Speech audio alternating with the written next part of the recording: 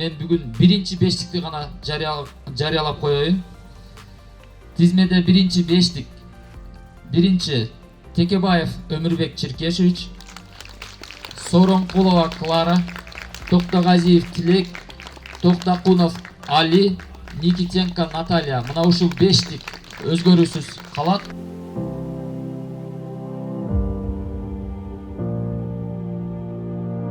Биздин позициябыз бүгүнкү бийликтердикинен башкача.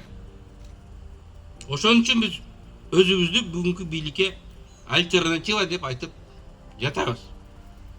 Урматтуу жолдоштор, достор, Атамекен, Реформа, Туран, Эгемен Кыргызстан, Ак Калпак партиялары, Каныкей коомдук кыймылы жана башка демократиялык прогрессивдик күчтөрдүн өкүлдөрү өз позициясы бар граждандардан түзүлгөн Эгемен коалициясы Атамекен партиясынын желеги алдында 28 ноябрда өтүүчү жогорку кеңештин депутаттарын шайлоого баратат.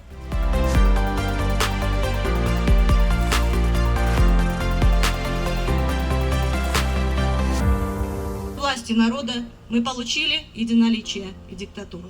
Кыргызстан превращается в зону, в которой законы не работают. Там живут по понятиям. Зону, в которой нельзя критиковать хозяина. Зону, которую могут заставить замолчать, которую могут убить, прибить и забрать имущество. И чтобы всего этого в Кыргызстане не было, мы идем на выборы. Вот именно для того, чтобы не было в Кыргызстане этого, мы идем на выборы. Мы идем на выборы, чтобы дать нашим избирателям шанс иметь достойных представителей в парламенте.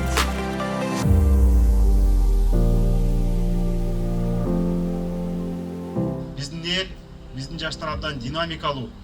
Кай жерде болбосун, кай жерде сүйлөшпөйүн.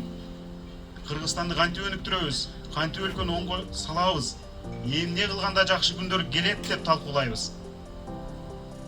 Мына ошол элге үмүттү берчү команда биз деп ойлойм. Ошол элге үмүт берип жетелеп кетүү, анык эгемендикти колуна берүү маселеси турат. Ошондуктан биз бүгүн Эгемен коалициясы элге үмүт берели, элди жакшылыкка жетелейли, элди чындыкка жетелейли, коррупционердин жолун бөгөйлү деп аттандык. Биз менен болуңуздар.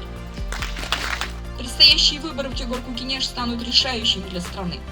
И в президентской форме правления только сильный, сбалансированный парламент, он позволит создать основу для развития и продвижения вперед. Бирөөсүлөрдү коркутуп атса жок деп. Келечек үчүн, биздин балдарыбызга жакшы бир мурастарды калтырган үчүн биз азыр күрөшүш керекпиз.